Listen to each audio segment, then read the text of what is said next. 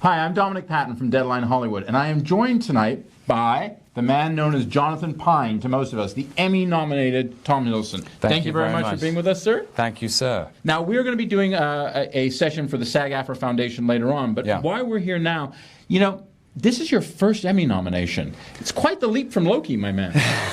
I'm sure Loki would be thrilled. It's honestly, it's truly an honor. The Night Manager is one of my most proud achievements as an actor, because it felt very handmade. It felt like there were a few of us who believed in it very passionately. And it was a huge undertaking. We all felt the responsibility towards John le Carré's novel, and to see it so recognized at the Emmys is a wonderful thing. Now, it's got 12 nominations. That's right. Yourself as a lead actor, your co-star Hugh Laurie is supporting, Olivia Colman, Suzanne Bier. I mean, it's amazing how you guys all came together. Give us a little bit of a sense. This is le Carré's first television adaptation in 20 years. What was that like in terms of responsibility for you, taking on the shoulders of the main character? Well, the last man to do it was Alec Guinness in Tinker Tailor Soldier Spy. so high bar. Big boots, yeah. It was, you know, I think actually, I felt huge. The novel's called The Night Manager, and I was playing the Night Manager. It's a very different character from Smiley. He's younger. He's not inside the circus, as le Carré calls it. He's someone who's recruited by the circus to be a field agent. But an ex-military man. That's right. With a secret heart and a secret past. Yeah. But I enjoyed it so much. Anyone who hasn't read the novel is such an extraordinary resource, because you're let in. Le Carré takes you inside Pine's psyche. He takes you inside his soul. And I knew in adapting the novel for the screen, I had to retain that sophistication and nuance, even though I knew it was going to be a very quiet performance. Pine is someone who watches, listens, observes. He doesn't speak much. Which is why, as it progresses over the episodes, which, by the way, AMC are showing the whole series tomorrow night. That's so right. Everyone can get another Night Manager and Night Out. You know, one of the things is it's an evolution. As you see the relationship between him and Hugh Laurie's arms-dealing Richard Roper, as well as the female characters, Angela Burr, the master spy, and what have you, it's like he learns to become himself in becoming another person and becoming a spy. Well, as an actor, how do you put that together? It's interesting. I'm fascinated myself by the multiplicity of identity. I think we contain multitudes, to borrow from Walt Whitman. And I think what le Carré is interested in is Pine's, that as a soldier and a night manager, he's someone who has hidden behind the anonymity of uniform. And what happens to Sophie in episode 1 is something that challenges him to make a commitment, the kind of commitment he's never made. So that by the end of episode 6, the Jonathan Pine who closes the series is very different from the Jonathan Pine who began it. And his journey through it is an exploration of identity. There's a scene in episode 2 where Olivia Colman says there's half a psychopath lurking in there. Find it. Use it. Unleash it. Unleash it. So it's somehow, in order to perform this incredibly heroic act of courage, which is to take down an arms dealer who's selling British and American weapons to the highest bidder in the Middle East, he has to acknowledge the side of himself that is dark. In order to move towards the light, he has to embrace his darkness, which I found that's such a rich exploration as an actor. Now let's talk about, you talk about Jonathan Pine's evolution from episode 1 of The Night Manager to episode 6. Let's talk about Tom Hiddleston's. I mean, this was a project, you know, for most people, let's be honest, you're mainly known as Loki, which is not a bad thing to be known as, by the way, one of the villains of Asgard. You obviously, last year you had your wonderful performance as Hank Williams, and I saw Thank you very much. And you had a number of other films. One of my favorites is when you were with Jim Jarmusch's vampire film, which I thought was amazing. Thank you. But now you're going into a year of a new Thor, which you're filming right now in Australia, as well as Kong Skull Island. But in this role, which now has given you an Emmy nomination, how did you evolve as an actor? Meeting with Hugh, meeting with Suzanne, meeting with Olivia? I think was also invited to be an executive producer on it, which really is there's no extra glory. It really is extra work, but it's work that I embraced and work I truly enjoyed, because with Susanna and with Hugh, we were included in conversations about the development of the entire series, and working with Hugh and learning his vigilance and his precision. And his respect for the material, and how he was always chasing perfection, and Susanna was as well. Susanna has an extraordinary rigor in her methods, and I feel like I got so much from that experience, from sharing that experience with them, that I feel that it has been transformative. How do you feel? Could you give us a specific instance of how it's changed you as an actor? I think I read in a different way. In terms of looking into the future and what I want to do, I think about the projects I want to do in a different way. I'm not just looking for roles. I'm interested in what the entire piece says. I'm interested in the story, in its resonance in our contemporary world, and because I found The Night Manager so satisfying. So it's raised the bar a bit for me. Well, and one thing about The Night Manager, it's obviously an updated adaptation of Le Carré's 1993 novel, which mainly deals with the post-Cold War. This deals with the post-Arab Spring, so to speak. Yeah. It also has a lot of updates in terms of the characters.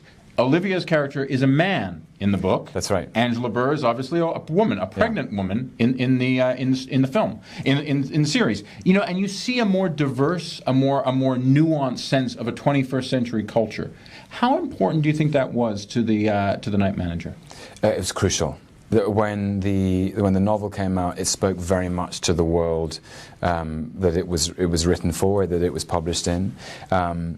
Pine's military history in the novel refers to experiences in Belfast, that he was a British soldier who served during the Troubles in Ireland. Those memories have receded, I think, and yet arms dealing has not. The idea of arms dealing, the enormous armaments industry, coupled with a huge industrial capability. I mean, it almost feels in the post-Cold War there's more sellers and more buyers. Well, it seems that way. That we are still, we're worried about it, and we should be. That we have developed enormous capacity for harm, and we should protect and guard against the use of those methods.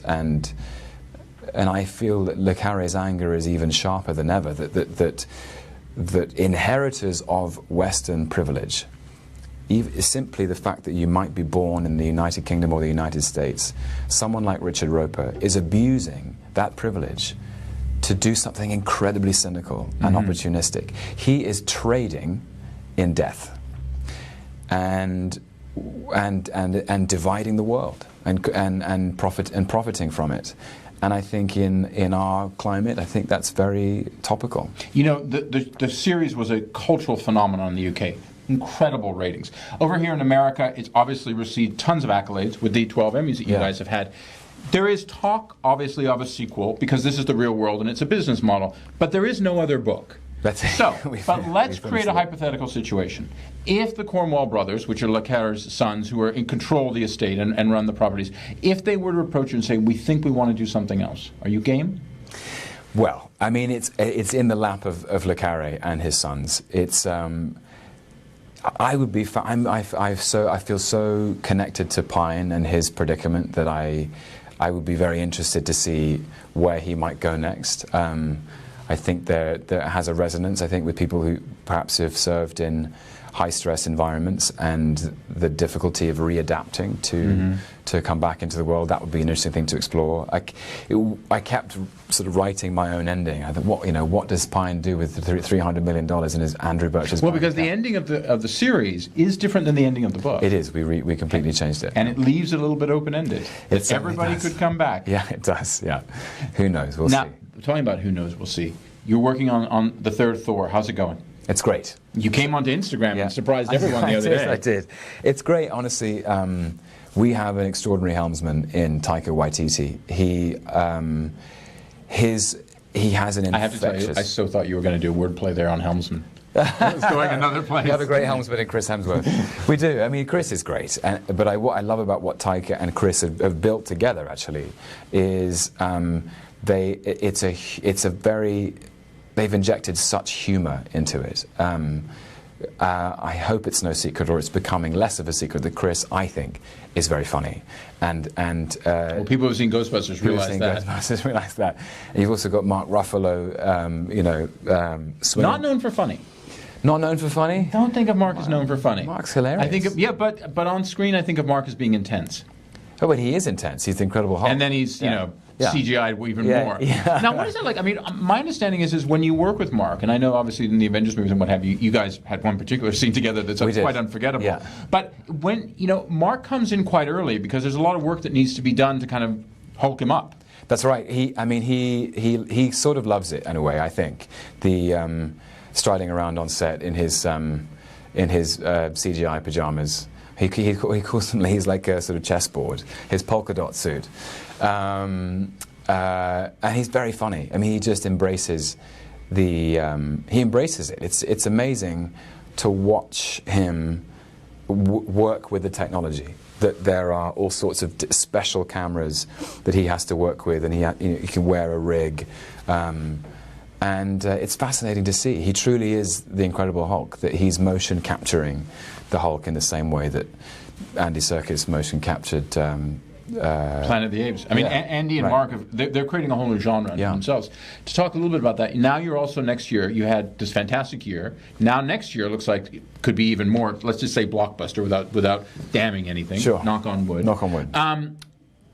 You got the Godzilla spin-off of a sort, Kong Skull Island. It's a little bit mysterious, but at Comic-Con you kind of revealed a few things about it with Captain James Conrad, your great co-stars Brie Larson, Samuel L. Jackson, John Goodman. Yeah. Give us a sense, a little bit more of where this is going. It's set in the early 70s. It's in a mysterious place. It's one of the last unmapped places on Earth. That's right. And you guys show up in choppers. That's right. I think, Jordan and I spoke very early on about myth. And Jordan's the director. Jordan Vogt-Roberts, the director. But the importance of myth, that actually we still need it. And we spoke about Kong as an emblem of those things in the natural world that we don't understand and are humbled by. Anyone who's seen a whale in the ocean will attest to that. That the idea that there are creatures, that there is a natural intelligence at work, that we still, as a race, need to be humbled by. We need to feel small in the universe. And that Kong might be a very profound way of expressing that. And that here you have a time period which is quite turbulent, of the early 70s. Lots of things are happening in the world. The Vietnam War just around the corner. The Vietnam War has actually just finished. Yeah. And NASA is beginning to take pictures of the Earth from space. And we think we know. We think we have investigated the known universe and that we have it covered as the human race. And perhaps we don't. And I think that as a story, I think that's one that will always endure. Now, you have a lot of stories that always endure. But I have to say, let's go back for a second to talk about I Saw the Light, because I thought it was a fantastic film. And I think it really stunned a lot of people to see you pull off Hank Williams. I think there's always that, I think the same thing happens with Chris. Aussie comes to America, Brit comes to America. Yeah. But you jumped into an icon there. So I wanted to know, I got a bit of a sense from you another time, that going and playing in the South, getting a sense from country and Western fans, what was that like? I mean, initially when I went out there, it was, as soon as I went to Tennessee, I went to Nashville, and in Louisiana, down in Shreveport, people are very protective of Hank. He's an icon. He's a figurehead. He has become an emblem of something about America that people feel is very important and authentically American. And so I had to iconically so, and I had to get my hands in the dirt of that. I had to get my hands dirty, roll my sleeves up, and do the work. One of the things about that, though, of course, is for all of Hank Williams' talents, he also had many torments. He did. And that ultimately is, in many ways, how he died in the back of the car. Yeah. How was that for you, approaching that? Because that goes to a dark edge, maybe even more than Jonathan Pine. The aspects of that were challenging were his self-destructive instincts. The way he couldn't essentially handle success. Success brought to him many temptations, and he yielded and and indulged them. And I think he's one of those people who lived life without a safety catch, and eventually it took its toll. But the interesting thing was, initially I approached it, I saw this man who was an alcoholic. He took prescription drugs. He had a very turbulent relationship with his wife, Audrey. All those things felt foreign, as well as the singing and the playing. But actually, as I began to investigate the role, I found points of contact with him, which I was surprised by. Such as? His joy at performing, and his understanding of the relationship between a performer and an audience. Is that something that you attuned in many ways from your theater years? I think so. I realized when I was up on that stage, whether it was singing Hey Good Looking or Lovesick Blues, the part we had, 300 extras who were extraordinary, and the relationship is very sacred in a live space. I think any performer will attest to that. There's something magical about the moment, which is that we're all here in this one room, and I'm going to tell you a story, and I might tell you in song, I might tell you in words, but we're all in this room together, and I feel that chemistry is always electric. And I was surprised to find it familiar. Well, we should have brought guitars, and we could have done the Night Manager blues. I have one more question for you, because everybody seems to ask this. You talked about being executive producer on The Night Manager. Now you've gotten a taste of that. Is that something you want to do more of, even maybe directing? Well, I don't want to be hubristic in asking for my turn. But every actor always says they want to direct. Yeah. They always have a script in a drawer. Maybe. It's what I find fascinating is the more films I make, the more I work, the more interested I am in the big picture.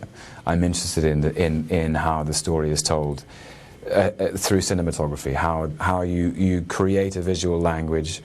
Are you becoming one of those guys who, when it's not even your scene, you're kind of hanging around Video Village to see what they're doing? Yep, I'm there. And you're so going to direct. I want but I have ideas, and I've always put them. I mean, I put them forward, and half the time that they don't make it to the set, but sometimes they do, and I feel very proud of those ideas, because I hope that they enhance the whole. I believe so strongly in cinema and in performing arts, in the theatre and in TV. I think they are necessary. Now more than ever, perhaps, we need the reflection, in a way, whatever it was. We need to sort of examine our own society through that medium. Well, sir, you're a gentleman and a scholar as always. Thank you. I'm Dominic Patten for Deadline Hollywood. Mr. Tom Hiddleston. Thank you. Thank you very much.